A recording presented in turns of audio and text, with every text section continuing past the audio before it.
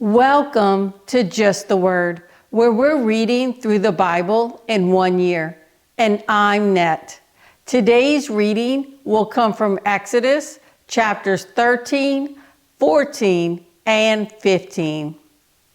Exodus chapter 13. The Lord said to Moses, "Consecrate to me every firstborn male. The first offspring of every womb among the Israelites belongs to me, whether man or animal." Then Moses said to the people, "Commemorate this day, the day you came out of Egypt, out of the land of slavery, because the Lord brought you out of it with a mighty hand. Eat nothing containing yeast. Today, in the month of Abib, you are leaving, when the Lord brings you into the land of the Canaanites, Hittites, Amorites, Hivites, and Jebusites, the land he swore to your forefathers to give you, a land flowing with milk and honey. You are to observe this ceremony in this month. For 7 days, eat bread made without yeast, and on the seventh day, hold a festival to the Lord. Eat unleavened bread during those 7 days. Nothing with yeast in it is to be seen among you, nor shall any yeast be seen anywhere within your borders. On that day, tell your son, I do this because of what the Lord did for me when I came out of Egypt. This observance will be for you like a sign on your hand and a reminder on your forehead that the law of the Lord is to be on your lips.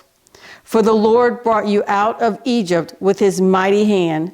You must keep this ordinance at the appointed time, year after year. After the Lord brings you into the land of the Canaanites and gives it to you, as he promised on oath to you and your forefathers, you are to give over to the Lord the first offspring of every womb. All the firstborn males of your livestock belong to the Lord. Redeem with a lamb every firstborn donkey, but if you do not redeem it, break its neck. Redeem every firstborn among your sons. In days to come, when your son asks you, "What does this mean?" say to him, "With a mighty hand the Lord brought us out of Egypt, out of the land of slavery. When Pharaoh stubbornly refused to let us go, the Lord killed every firstborn in Egypt, both man and animal. This is why I sacrifice to the Lord the first male offspring of every womb and redeem each of my firstborn sons. And it will be like a sign on your hand and a symbol on your forehead that the Lord brought us out of Egypt with his mighty hand." When Pharaoh let the people go, God did not lead them on the road through the Philistine country, though that was shorter. For God said, if they face war, they might change their minds and return to Egypt. So God led the people around by the desert road toward the Red Sea. The Israelites went up out of Egypt armed for battle. Moses took the bones of Joseph with him because Joseph had made the sons of Israel swear an oath. He had said, "God will surely come to your aid, and then you must carry my bones up with you from this place." After leaving Succoth, they encamped at Etham on the edge of the desert. By day, the Lord went ahead of them in a pillar of cloud to guide them on their way, and by night in a pillar of fire to give them light, so that they could travel by day or night. Neither the pillar of cloud by day nor the pillar of fire by night left its place in front of the people.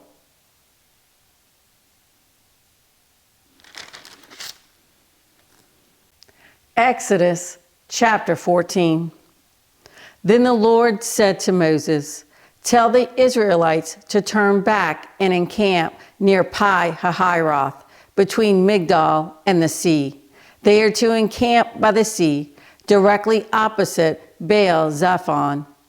Pharaoh will think, the Israelites are wandering around the land in confusion, hemmed in by the desert.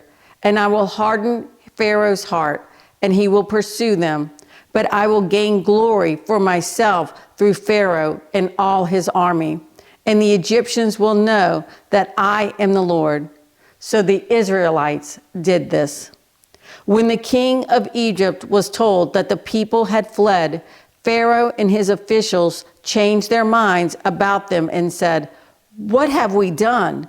We have let the Israelites go and have lost their services." So he had his chariot made ready and took his army with him. He took 600 of the best chariots, along with all the other chariots of Egypt, with officers over all of them. The Lord hardened the heart of Pharaoh, king of Egypt, so that he pursued the Israelites who were marching out boldly. The Egyptians, all Pharaoh's horses and chariots, horsemen and troops, pursued the Israelites and overtook them as they encamped by the sea near Pi-hahiroth, opposite Baal-zephon. As Pharaoh approached, the Israelites looked up, and there were the Egyptians marching after them. They were terrified and cried out to the Lord. They said to Moses, "Was it because there were no graves in Egypt that you brought us to the desert to die? What have you done to us by bringing us out of Egypt? Didn't we say to you in Egypt, 'Leave us alone, let us serve the Egyptians'? It would have been better for us to serve the Egyptians than to die in the desert." Moses answered the people, "Do not be afraid. Stand firm, and you will see the deliverance the Lord will bring you today. The Egyptians you see today, you will never see again. The Lord will fight for you. You need only to be still." Then the Lord said to Moses, "Why are you crying out to me? Tell the Israelites to move on. Raise your staff and stretch out your hand over the sea to divide the water, so that the Israelites can go through the sea on dry ground. I will harden the hearts of the Egyptians so that they will go in after them, and I will gain glory through Pharaoh and all his army, through his chariots and his horsemen. The Egyptians will know that I am the Lord when I gain glory through Pharaoh, his chariots, and his horsemen." Then the angel of God, who had been traveling in front of Israel's army, withdrew and went behind them. The pillar of cloud also moved from in front and stood behind them, coming between the armies of Egypt and Israel. Throughout the night, the cloud brought darkness to the one side and light to the other side, so neither went near the other all night long. Then Moses stretched out his hand over the sea, and all that night the Lord drove the sea back with a strong east wind and turned it into dry land. The waters were divided, and the Israelites went through the sea on dry ground, with a wall of water on their right and on their left. The Egyptians pursued them, and all Pharaoh's horses and chariots and horsemen followed them into the sea. During the last watch of the night, the Lord looked down from the pillar of fire and cloud at the Egyptian army and threw it into confusion. He made the wheels of their chariots come off so that they had difficulty driving. And the Egyptians said, "Let's get away from the Israelites. The Lord is fighting for them against Egypt." Then the Lord said to Moses, "Stretch out your hand over the sea so that the waters may flow back over the Egyptians and their chariots and horsemen." Moses stretched out his hand over the sea, and at daybreak the sea went back to its place. The Egyptians were fleeing toward it, and the Lord swept them into the sea. The water flowed back and covered the chariots and horsemen, the entire army of Pharaoh that had followed the Israelites into the sea. Not one of them survived. But the Israelites went through the sea on dry ground, with a wall of water on their right and on their left. That day the Lord saved Israel from the hands of the Egyptians, and Israel saw the Egyptians lying dead on the shore. And when the Israelites saw the great power the Lord displayed against the Egyptians, the people feared the Lord and put their trust in him and in Moses, his servant. Exodus chapter 15. Then Moses and the Israelites sang this song to the Lord. I will sing to the Lord, for he is highly exalted. The horse and its rider he has hurled into the sea. The Lord is my strength and my song. He has become my salvation. He is my God, and I will praise him, my Father's God, and I will exalt him. The Lord is a warrior. The Lord is his name. Pharaoh's chariots and his army he has hurled into the sea. The best of Pharaoh's officers are drowned in the Red Sea. The deep waters have covered them. They sank to the depths like a stone. Your right hand, O Lord, was majestic in power. Your right hand, O Lord, shattered the enemy. In the greatness of your majesty, you threw down those who opposed you. You unleashed your burning anger. It consumed them like stubble. By the blast of your nostrils, the waters piled up.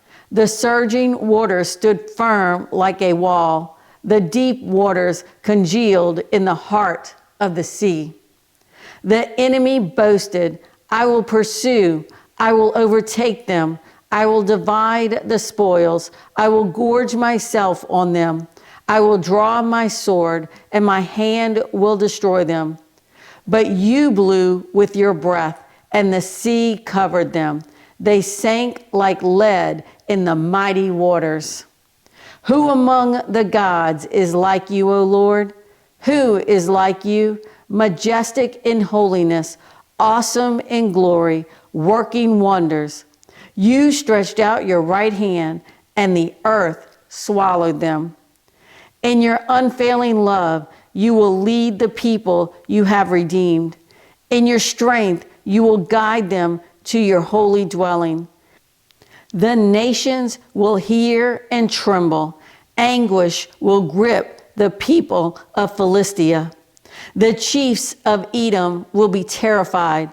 The leaders of Moab will be seized with trembling. The people of Canaan will melt away. Terror and dread will fall upon them. By the power of your arm, they will be as still as a stone. Until your people pass by, O Lord, until the people you bought pass by. You will bring them in and plant them on the mountain of your inheritance, the place, O Lord, you made for your dwelling, the sanctuary, O Lord, your hands established. The Lord will reign forever and ever. When Pharaoh's horses, chariots, and horsemen went into the sea, the Lord brought the waters of the sea back over them, but the Israelites walked through the sea on dry ground. Then Miriam, the prophetess, Aaron's sister, took a tambourine in her hand, and all the women followed her with tambourines and dancing. Miriam sang to them, Sing to the Lord, for he is highly exalted. The horse and its rider he has hurled into the sea. Then Moses led Israel from the Red Sea, and they went into the desert of Shur. For 3 days they traveled in the desert without finding water. When they came to Marah, they could not drink its water because it was bitter. That is why the place is called Marah. So the people grumbled against Moses, saying, What are we to drink? Then Moses cried out to the Lord, and the Lord showed him a piece of wood. He threw it into the water, and the water became sweet. There the Lord made a decree and a law for them, and there he tested them. He said, If you listen carefully to the voice of the Lord your God and do what is right in his eyes, If you pay attention to his commands and keep all his decrees, I will not bring on you any of the diseases I brought on the Egyptians, for I am the Lord who heals you." Then they came to Elim, where there were 12 springs and 70 palm trees, and they camped there near the water. Thanks for joining Just the Word. See you tomorrow.